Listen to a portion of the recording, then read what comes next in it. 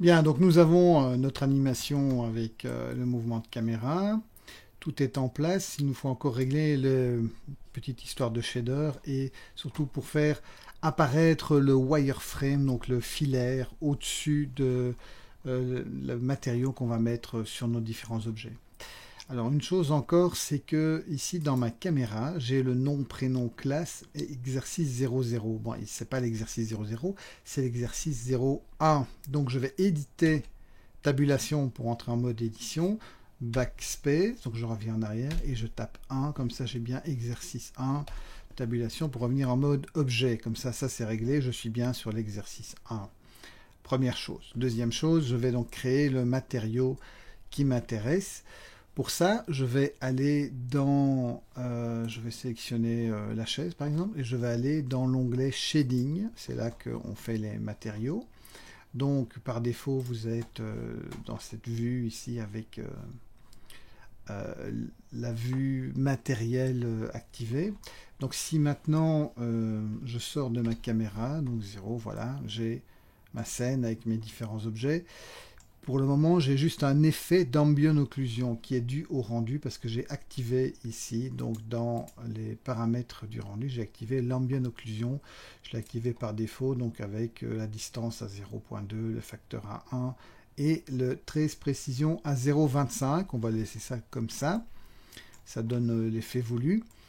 La seule chose, c'est que je voudrais en plus rajouter un matériau sur les objets qui soit un matériau aussi ambient occlusion. Donc pour ça, ce que je peux faire, c'est venir ici. Alors, est-ce que c'est indispensable? Non, c'est juste un petit plus. Donc je vais ajouter un input ambient occlusion et je vais relier cet input au matériel output. Donc ce que j'ai fait, c'est que j'ai détaché le node ici qui représente le shader. Alors, shader, on verra tout ça en long et en large, mais en gros, c'est la manière dont la lumière réagit avec l'objet. Voilà, en résumé. Mais donc, ici, j'ai détaché le principal BSDF du matériel output, donc qui est vraiment le moment où le matériel est mis sur l'objet. Et j'ai rajouté un autre node que j'ai été chercher dans Add Input qui s'appelle Ambient Occlusion et qui lui fait exactement ce que fait ici le réglage, si ce n'est qu'il le fait au niveau matériel. Donc je vais faire ça, je vais laisser les réglages par défaut et ce matériel, je vais l'appeler AO comme Ambient Occlusion. Et maintenant sur chaque objet, je vais en fait transférer ce matériel, c'est ce matériel-là que je vais prendre. En fait, je n'ai pas besoin de... Je n'ai plus besoin de ce principal BSDF, donc je peux le deleter. Et donc sur chaque objet, je viens chercher le AO et il va automatiquement assigner le AO à chaque objet. Donc ici, alors ce que je peux faire pour faciliter les choses, je vais faire un CTRL-J, donc je relie le mur.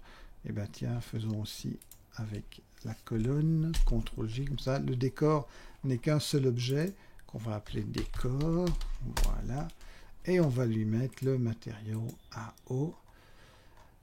Et donc voilà, il a un petit effet supplémentaire qui se rajoute. Donc maintenant, quand je suis... Est-ce que lui, il a bien AO aussi? Voilà, donc tout est bien le bon matériel. Maintenant, l'idée, c'est de régler le paramètre pour pouvoir avoir le wireframe au-dessus de ce matériel.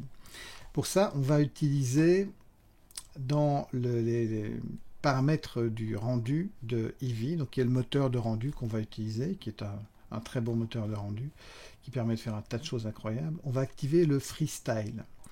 Et on verra que on va faire en sorte que le line thickness, donc l'épaisseur de ligne qui va dessiner les wireframes, ne soit pas supérieur à 0,4. Vous pouvez même le faire un peu plus fin si vous voulez, mais bon, pas trop fin non plus parce qu'il faut quand même qu'on le voit. Donc, je vais faire en sorte que on puisse voir ces lignes.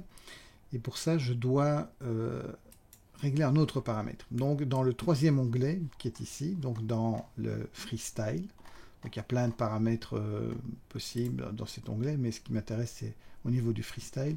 Je vais descendre pour aller chercher le edge type, décocher tout ce qui est coché par défaut et cocher uniquement edge mark. Et donc, ça veut dire que d'une certaine manière, je dois marquer les edges. Donc, je peux revenir en layout, je n'ai plus besoin d'être dans mon shading, puisque c'est réglé, les histoires de matériaux sont faits. Je vais venir ici en sous-objet, en Edge, et en ayant tout sélectionné, je vais marquer le Freestyle Edge. Et à partir de ce moment-là, quand je vais marquer Freestyle Edge, et pareil sur le coussin, Freestyle Edge, et pareil sur le décor,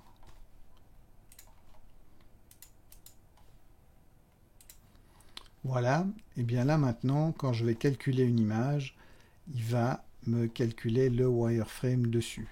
Pas sur le nom ici, nom, prénom, classe, parce que là, j'ai pas envie qu'il soit compris dans ce rendu avec wireframe. Par contre, lui, je vais peut-être lui donner une couleur. Donc par défaut, il a aussi le shader Principal BSDF. Et on va peut-être lui donner une couleur peut-être un peu plus bleue. Et de manière à ce qu'elle apparaisse, donc si je me mets ici la caméra, 0, de manière à ce qu'elle soit bien apparente, y compris en rendu. Donc quand je suis dans la dernière petite boule, là, on voit que c'est un peu sombre. C'est un peu sombre parce que il n'y a pas de lumière dans ma scène. Et donc ce shader Principal BSDF, il a besoin de lumière. Mais ce que je peux, c'est tricher un petit peu et lui dire qu'il va jouer sur l'émission. Donc en fait, c'est une façon de faire ressortir la couleur de manière plus... comment dire, plus autonome, sans lumière. Et donc voilà, comme ça marchera bien aussi. Et par rapport à ce qu'on est en train de faire, ça fonctionnera bien. Donc j'ai ça qui est activé, j'ai tout ce qu'il me faut. Je peux calculer une image pour voir ce que ça donne. Donc F12 si je suis avec un clavier qui a des touches F au-dessus de toutes les lettres et chiffres. Sinon, vous pouvez aller dans Render Image. Genre, vous êtes sur Mac, ben, Render Image. Donc F12, vous calculez une image et vous voyez le résultat. Et donc, on a toutes ces lignes qui se dessinent au-dessus du shader et notamment de l'ambient occlusion. Et donc, ça nous permet de voir la structure de l'objet qu'on a construit. Et notamment, quand vous faites de la modélisation, ben, ça peut être intéressant de pouvoir montrer ça. Voilà. Alors, ici, il y a juste un truc. Ce que je peux peut-être faire, c'est peut-être... Parce qu'il y a beaucoup de lignes dans ce tuyau, et donc je vais peut-être un peu élaguer.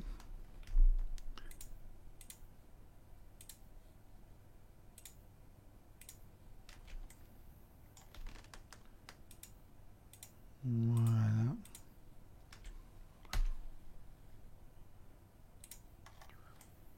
Voilà, comme ça fera un peu moins de lignes à l'arrière. Il y en a plus, mais c'est pas grave. Donc, on est prêt, en fait, dans l'absolu, à calculer. La seule chose maintenant, c'est qu'on doit régler les paramètres de calcul. Donc, je vais revenir dans le premier onglet. Je suis bien dans Eevee. Au niveau du render, je peux laisser au niveau des samples. En fait, ça, c'est la définition de l'image. Donc, avec des samples de 64, on est assez bas, mais ça calcule très vite. Plus on monte dans les samples, plus on va avoir une image qui sera nette, précise et qui n'aura pas d'anti-aliasing et des choses comme ça, mais plus aussi ça va prendre de temps. En fait, dans le cas qui nous occupe, on peut laisser 64, ça le fera. Dans le deuxième onglet, on va pouvoir vérifier la taille du format qu'on va calculer, donc ce sera un format HD. Et on va calculer 250 frames en 25 frames par seconde. Donc vérifiez bien que vous êtes en 25 frames par seconde. Vous allez sauver dans le output, vous allez mettre ça dans votre dossier où vous avez sauvé toutes vos scènes. Vous avez créé un dossier rendu. Hein, vous appuyez sur l'icône ici pour créer un dossier. Vous pouvez renommer rendu. Et là, vous allez mettre nom, prénom, classe, exercice, etc. .mov. Donc j'ai mis un underscore à la fin pour être sûr qu'il ne me mette pas trop de chiffres, etc. Donc .mov, accepter. Alors si je descends au niveau ici, il faut que le format soit bien du FFmpeg vidéo. Dans l'encoding, je ne vais pas prendre Matroska, mais je vais prendre QuickTime. H264. Alors la qualité, vous pouvez laisser médium ou mettre high quality, c'est pareil.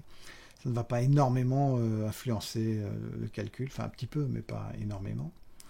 Donc une fois que vous avez réglé tout ça, eh bien vous pouvez lancer le calcul et à la fin du calcul, vous aurez le fichier vidéo et le fichier Blender ici parce qu'il va falloir le sauver aussi. Donc vous pouvez sauver votre fichier une dernière fois. File, save as, on va le sauver, donc version 10 dans mon cas. Alors, je n'ai pas forcément besoin que vous me donniez aussi la version, mais j'ai besoin que vous me donniez absolument le dernier de vos fichiers. Je n'ai pas besoin d'avoir toute la construction, tout l'historique de votre travail. Je veux juste le dernier fichier Blender et le fichier vidéo qui va sortir d'ici. Alors, c'est jamais une bonne idée de ne faire que de la vidéo, enfin de faire directement une vidéo. On ne fait jamais ça, en fait. On calcule des images, et puis ces images, on les transforme après en vidéo.